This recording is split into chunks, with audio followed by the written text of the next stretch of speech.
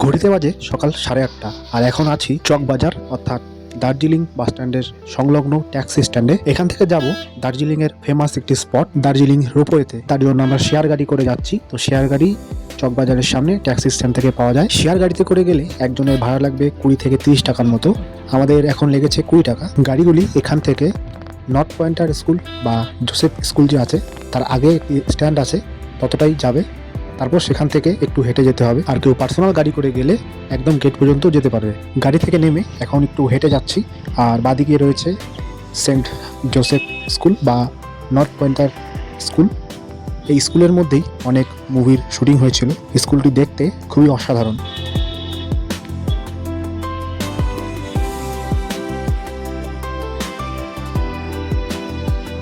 এই স্কুলটি থেকে যেটা সামনে গিয়ে ডান দিকে একটা সিঁড়ি দেখতে পাবে, যা কিনা একদম উপরের দিকে উঠে গিয়েছে।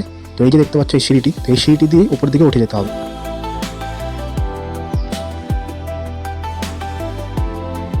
চলে এসেছি একদম রোপওয়ের গেটের সামনে। আর ডান দিকেই রয়েছে টিকিট কাউন্টার। এখানে এখনই কিছু লোকজন দাঁড়িয়ে পড়েছে টিকিটের জন্য। এই রোপওয়ের টিকিট দেওয়া হয় সকাল 10টা থেকে। টিকিট মূল্য 260 টাকা জন প্রতি, এবং বাচ্চা হলে তাদের জন্য 130 টাকা করে। এই যে রোপওয়ের গেট, আর গেটের ঠিক বাদিকেই একটা সরু গলি রয়েছে।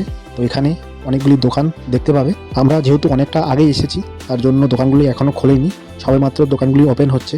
তো এখান থেকে একটু অসাধারণ ভিউ দেখা যায়, যেটা তোমাদের এখন আমি দেখাবো।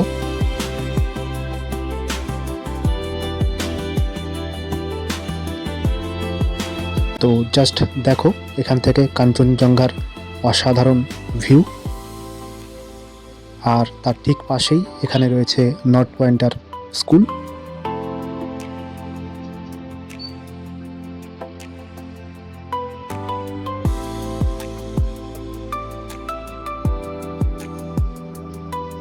তো এখন গেট খুলে দিয়েছে, আমরা ঢুকে পড়লাম। আর টিকিটও আমরা কেটে নিয়েছি।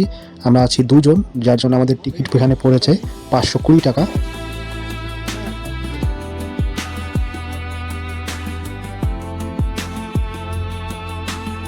আর এই রোপওয়েতে আসতে হলে তোমাদের এটাই সাজেস্ট করব যে একটু সময় নিয়ে তোমাদের আসতে হবে, কারণ এখানে ভিড় যখন হয়ে যায় তখন অনেকটাই লাইনে দাঁড়িয়ে থাকতে হয়। কিন্তু আমরা যেহেতু সকাল সকাল এসেছি, যার জন্য এখন বেশি লাইন নেই। তো এই সামনে দেখতে পাচ্ছ কেবল কারগুলি।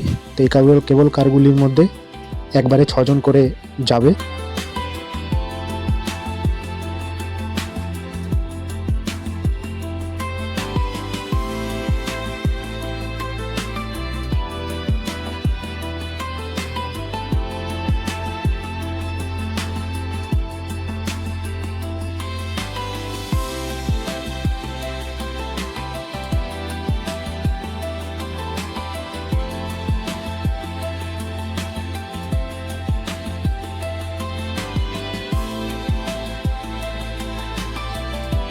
এখন উঠে পড়েছি কেবল কারের মধ্যে। এখন এটি চলার পালা। গার্ড যে আছে সে একবার ইন্সপেকশন করে নিল যে দরজাটি ঠিকমতো বন্ধ হয়েছে কিনা, এবং তারপর সে পেছনে গিয়ে এটিকে ধাক্কা মারলো। আর ধাক্কা মারার সাথে সাথেই আমাদের কেবল কারটি নিচের দিকে চলা শুরু করলো।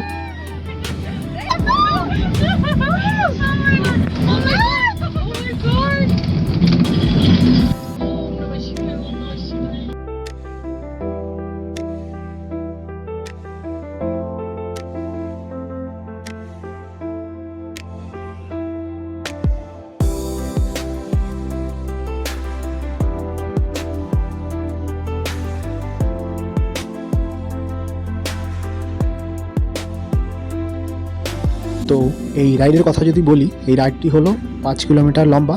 এক পয়েন্ট থেকে আরেক পয়েন্টে যাবে এবং সেখান থেকে আবার ব্যাক করবে। তো যেতে আসতে প্রায় 30 থেকে 40 মিনিটের মতো সময় লাগবে।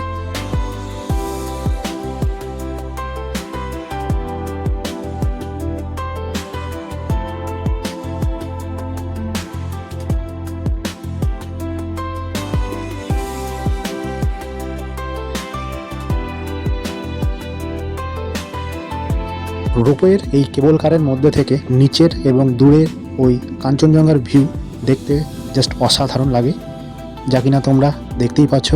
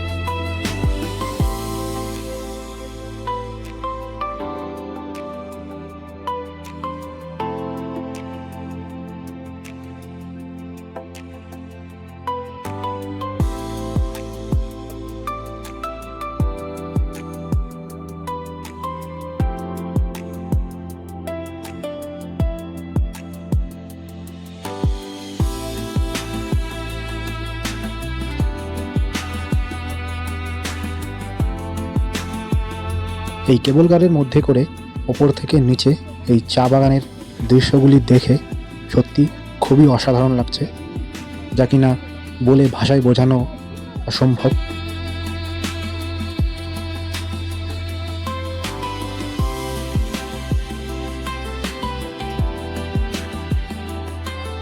আর দূরে নীল আকাশের মাঝে দেখা যাচ্ছে কাঞ্চনজঙ্ঘা, যে কিনা তার অপরূপ সৌন্দর্য নিয়ে দাঁড়িয়ে আছে।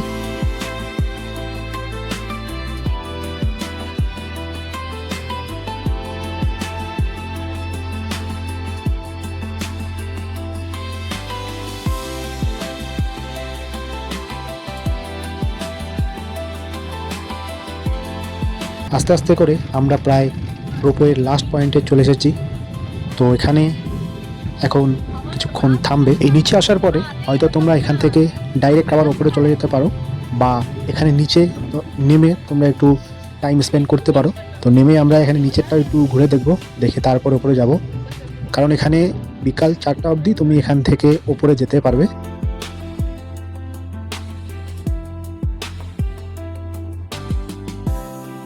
ওই যে আমাদের কেবল কারটি চলে যাচ্ছে, আর আমরা এখন যাচ্ছি নিচের দিকে।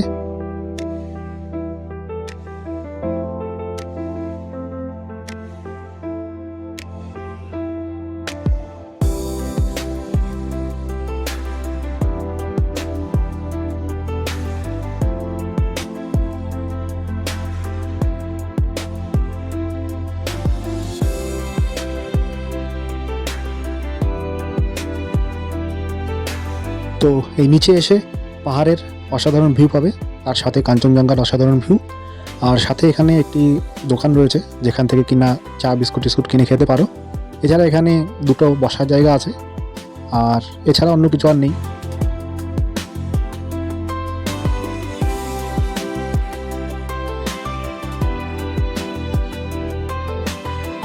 আমার মনে হয় এই নিচের জায়গাটিকে আর একটু সুন্দর করে সাজালে হয়তো একটু ভালো লাগবে আরও। যাই হোক, প্রায় 15 থেকে 20 মিনিটের মতো সময় কাটিয়ে আমরা এখন চলে আসলাম কেবল কারে। এখন এখান থেকে যাব উপরে।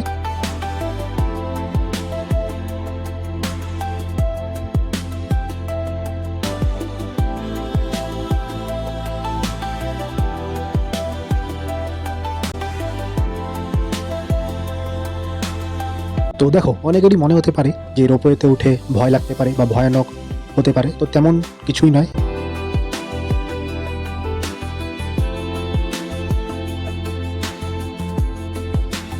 অবশেষে আমরা চলে এসেছি ওপরে।